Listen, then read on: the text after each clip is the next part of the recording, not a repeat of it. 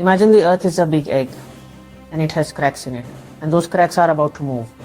Our planet's Earth's crust surface is not one solid piece. It's broken into big puzzle pieces called tectonic plates. These plates float on magma melted rock beneath them. Think of it like ice sheets on a lake. They are constantly pushing, pulling and grinding against each other. And grinding, but now things are about to get serious. When these big plates get stuck while trying to move, pressure builds up like a coiled spring. For many years this energy keeps building up underground. The rock slowly bends and stretches until it breaks. The plates suddenly break and become free, and all the stored energy is released in just a few seconds. This violent release sends shockwaves through the earth for thousands of miles at our speed. This is your earthquake.